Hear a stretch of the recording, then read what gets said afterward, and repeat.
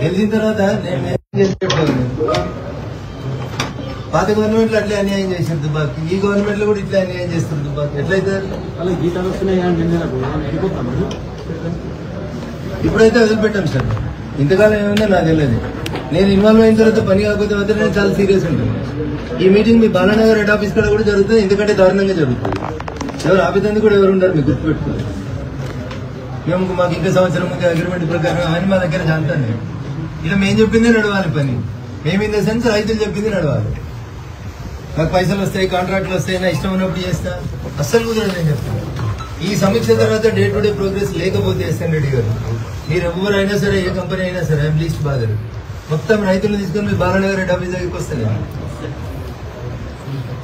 22లో agreement చేసుకుని 24 దాకా పంపవలసి పని కాదా, 25 దాకా కూడా పంపవలసి పని కాదా? ఇంత లీనియన్స్ ఎందుకు మీకు? బిల్లులు వస్తలేవా? డ్రాయింగ్ ఎప్పుడు గీయాలి? ఎప్పుడు గీయాలి డ్రాయింగ్? 22లో అగ్రిమెంట్ ఎంటర్ అయింది కదా, డ్రాయింగ్ 25లోకి ఇస్తారా? ఎవరు అప్రూవ్ చేయాలి? ఎందుకు చేస్తలేరు శిరీష్ గారు? 22 నుంచి 7 దాకా ఇంకా డ్రాయింగ్స్ ఏంటండి? అగ్రిమెంట్ 22లో అయితే 25 దాకా ఇంకా అగ్రిమెంట్స్ ఏంటి? ఎవరు అటెండ్ అవుతలేరు? ఎందుకు అటెండ్ అవుతలేరు? ఎవరు చూస్తారు? కలుపు సార్, ఫోన్ కలుపు, వాళ్ళకు నీ ఇబ్బంది ఏందో అడుగుతాము. మా ఆఫీసర్లు ఏమైనా అంటుర్రా మిమ్మల్ని? రివ్యూ మీటింగ్ పిలిస్తే రాకుండా మీరు ఆడ కూర్చొని వాళ్ళని అధికారులను తప్పబడితే ఎట్లా?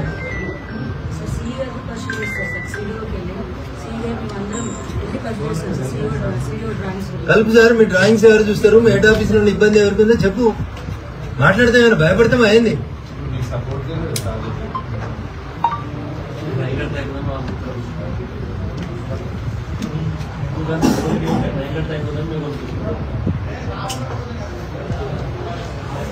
సార్ మేము జెన్యూన్ గా వచ్చినాం, కాసు కోసం వచ్చినాం, మేము పని కావాలని వచ్చినాం. మేము మాకు టైంపాస్ ముచ్చట్లు, లేట్ చేయడాలు, సంవత్సరాలు సాగదీసుళ్ళు, 22లో అగ్రిమెంట్ చేసుకుని 25లో కూడా ఇంకా డ్రాయింగ్లు అప్రూవల్ అయితే లేవు.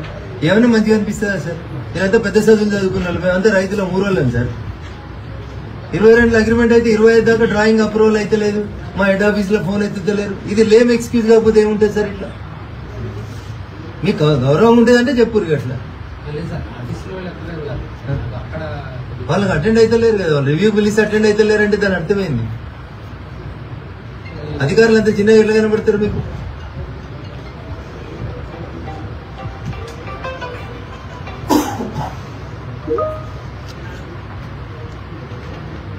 ఎప్పుడు మల్లాడి సాగర్ ముఖ్యమంత్రి గారు వచ్చి ఓపెన్ చేసింది ఎప్పుడు?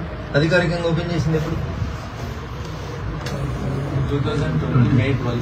2020 May 12. 5 సంవత్సరాలు అయితే.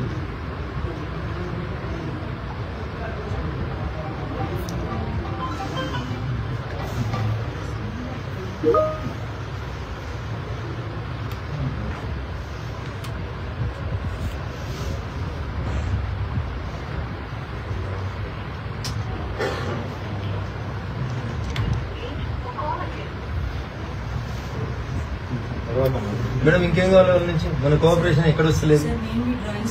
వాళ్ళ పేరు, ఫోన్ నెంబర్ ఇవ్వాలి నాకు, నేను మాట్లాడుతా. వాళ్ళు ఎవరు అటెండ్ అయితే లేరు? మీ కాల్ వాళ్ళ నెంబర్ ఇవ్వండి. ఎవరు అటెండ్ అయితే లేరు? ఎస్ఎన్ రెడ్డి గారు. ఇంత గౌరవం లేకుండా ఉంటే ఆఫీసర్స్ ఎట్లుంటారు?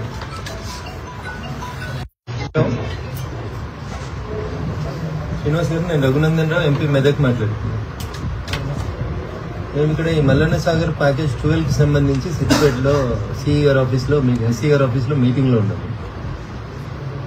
ఈ ప్యాకేజ్ 12 కి సంబంధించి మీరు 2022 ఇయర్ లోపల మీరు అగ్రిమెంట్ ఎంటర్ అయినారు.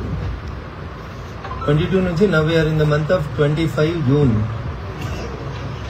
ఇంకా ఇప్పటికీ మా సిఈ గారు కానీ, మా ఎస్సీ గారు కానీ, ఈ కానీ ఫోన్ చేస్తే మీ ఆఫీస్ నుంచి ఇంకా డ్రాయింగ్స్ అప్రూవల్ కాలేదనడము, ఫోన్లు ఎత్తకపోవడము, ఎవరు రెస్పాండ్ కాకపోవడం, 3 సంవత్సరాల తర్వాత కూడా ఇంకా పంప్ హౌస్ పని నడుస్తూనే ఉంటే ఎట్లనే ఇట్లా? ఇంత అన్యాయంగా ఉంటుందా సార్? ఆఫీసర్స్ పిలిచినప్పుడు ఏఈ గారు పిలిచినా ఈజ్ ఏ డిజిగ్నేటెడ్ ఆఫీసర్ కదా సార్. డ్రాయింగ్స్ అప్రూవల్ కూడా మీరు రివ్యూకి పిలిస్తే రాకపోతే ఎట్లా సార్?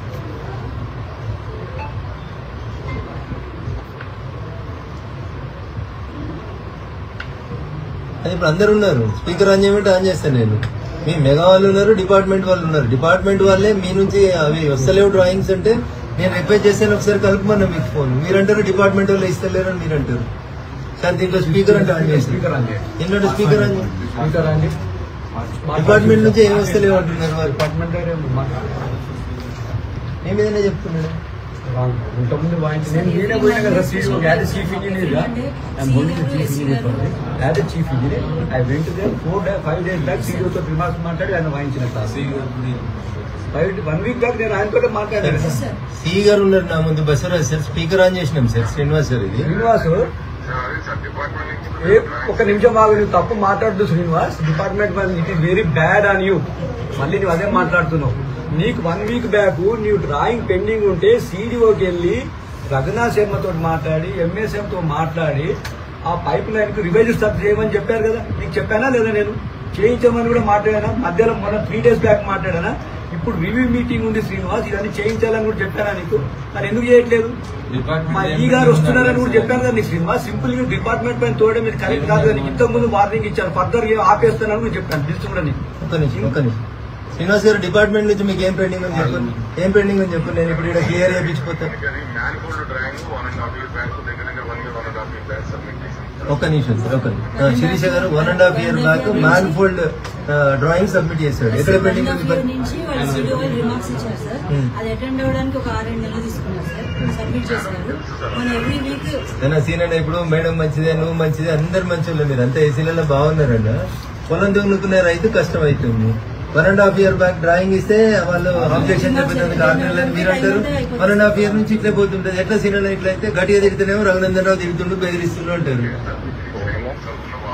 1.5 year sir. కొత్త గవర్నమెంట్ వచ్చి 1.5 year అయింది. ఓ తట్టెడు మట్టి తీసేది లేదు. ఆయన 4 పంటలు పోయినాయి. ఇట్లయితే రైతులు ఎట్లుంటారు సార్? ఊర్లకి వెళ్ళి ఇప్పుడు రైతులు వచ్చారు. ఇక్కడ ఏమనంటే ఆవేశంగా ఉంటారు రైతులు. 2 మాటలు అంటారు. మేము కూడా అంటాం ఆవేశంలో. దీన్ని మీరు నెగటివ్ సెన్స్ లో తీసుకుంటారు. 18 నెలలు ఒక డ్రాయింగ్ కోసం మీ ఆఫీస్ కి వీళ్ళ ఆఫీస్ కి ఎంత దూరం ఉంటుంది సార్? 100 kilometers maximum. అంటే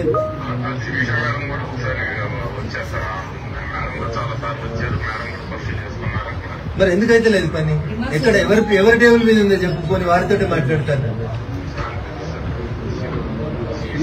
ఇప్పుడు నువ్వు శ్రీనివాస్ నువ్వు మళ్ళీ నువ్వు తప్పు మాట్లాడు శ్రీనివాస్. నీకు 3 సార్లు అయినా ఒక నిమిషం మాకు నువ్వు నీ వర్షన్ చెప్తున్నావు. నీకు రివైజ్డ్ పైప్ లైన్ చేంజ్ లో స్క్రీన్ బెండ్ పెట్టి నీకు రివైజ్డ్ సర్జ్ అనాలిసిస్ తీసుకురమ్మని చెప్పినాం కదా మీకు. సీడీఓ రిమార్క్ అది నువ్వు అటెండ్ కావాల్సిన బాధ్యత ఉంది కదా నీకు. నువ్వు ఏదో నీవు ఇచ్చిన దాన్ని సీడీఓ అప్రూవ్ చేయమని నీ మొండికేస్తున్నావు. ఎట్లా చేస్తావు సీడీఓ?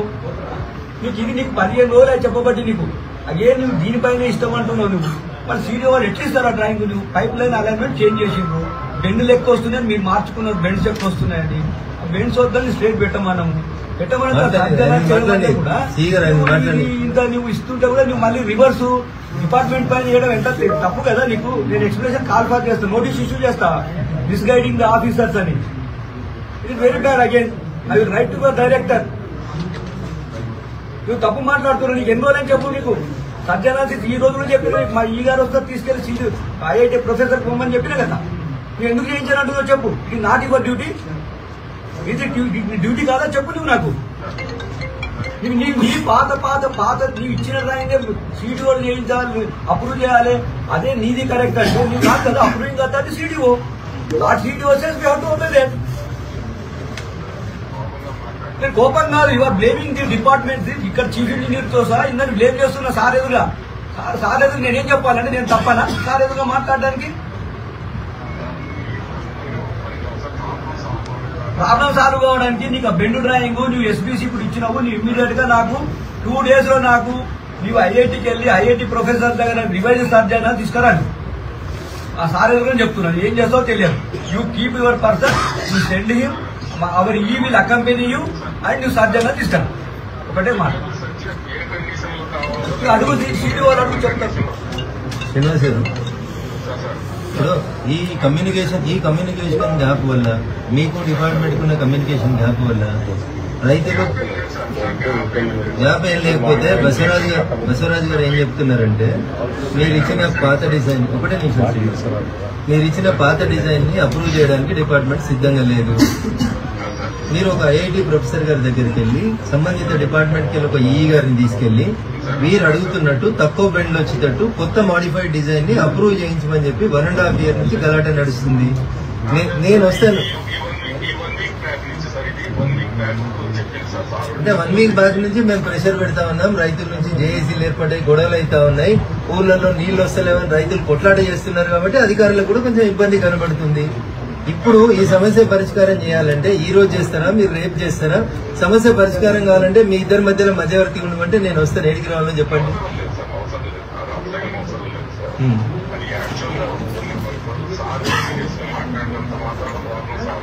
అందుకని నేను మెల్లగానే మాట్లాడుతున్నా. ఇద్దరం కలిసిపోయి ఏడే సాల్వ్ చేద్దాం చెప్పండి.